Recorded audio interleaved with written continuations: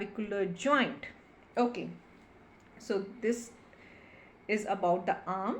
Now we will read about the forearm, that what are the joints are forming at the forearm. So at the forearm, the lower part of the humerus. Okay, this is the humerus. This is the upper end of the humerus. This is the lower end of the humerus, and the middle part is the shaft of the humerus. Okay, so the lower end of the humerus and the upper end of radius and ulna are making the elbow joint here, and their lower end meets with the carpal bones. So radius and ulna's lower end meet here with the carpal bones to make the wrist joint here. Okay, so at the elbow joint, two movements are possible. Those are flexion, this is the flexion movement, and the extension. So at my forearm, the two movements are possible. This is the flexion. I am bending my elbow, so this is flexion. I am extending my elbow, this is extension. So these movements are occurring at the elbow joint only. Okay. Now at the radio-ulnar joint, so the radius and ulna are joining here. It gives the rotatory movement. Okay, so radio-ulnar joint permits rotatory movement of forearm. This is the rotatory movement of our forearm, and these movements are called supination and pronation. How? Look, my forearm is in mid-prone position. Okay, if my palm is facing towards the ceiling, so this movement is supination.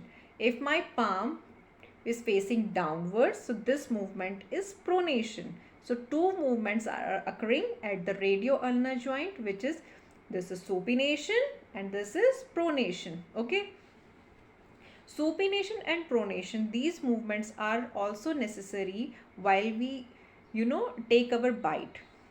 While we have to pick our bite, so this is the pronation, and while we have to take that bite to our mouth, so this is the supination. So this is the pronation, this is the supination, this is pronation and supination.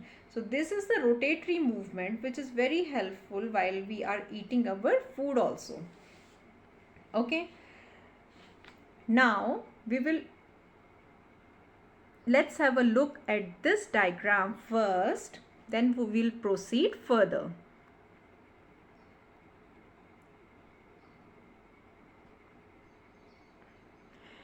Okay, so here is the clavicle.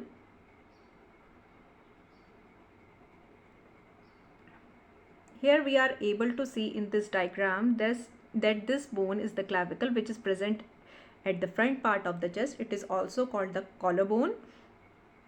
This is the scapula. Okay, this present at the back part in the upper back of our body. Here the clavicle and scapula forms the AC joint, which is the acromioclavicular joint. Okay, this is the humerus, which is present in the arm area. Here it is making the shoulder girdle here. This is the shaft of the humerus. This is the lower end of the humerus. Here the lower end of the humerus and the upper end of radius and ulna are making the elbow joint here. Okay, now this area is the forearm area. Okay, now the lower end of radius and ulna are making the wrist joint here. Okay, so this is the structure, this is the diagram of the upper limb. Now we will proceed further. So the next topic is evolution of upper limb. Forelimb has evolved from the pectoral fins of fishes. In tetrapods, all the forelimbs are used for supporting body weight and for locomotion. So mainly the function of limbs is to support the body weight. They bear the weight of our body, and they help in the locomotion. Locomotion means to move from one place to other place. Okay. The forelimb acquired wide range of mobility and were used for prehension or grasping, feeling, picking or holding. So our hand, our hand can do many things. So we can, just grasp a glass of water. We can feel anything with the help of our hand only. We can pick the things. We can hold anything with the help of our hand only. So our hand plays very important role in our human body. Now what are the structural modification? Appearance of joints permitting rotatory movement of forearm, supination and pronation, as a result of which we could be picked up and taken to the mouth. So we can, easily pick up the food and take it to our mouth with the help of rotatory movement, as I told you earlier. Clavicle has evolved with the function of grasping while we grasp. So as I told you that clavicle also contribute to the movement of the arms.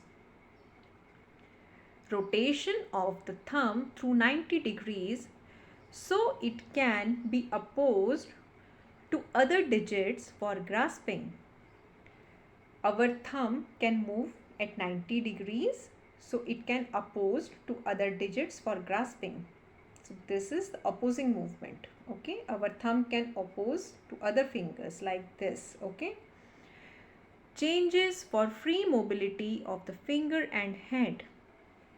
The primitive pentadactyl limb of amphibians terminating in 5 digits has persisted through evolution as seen in men.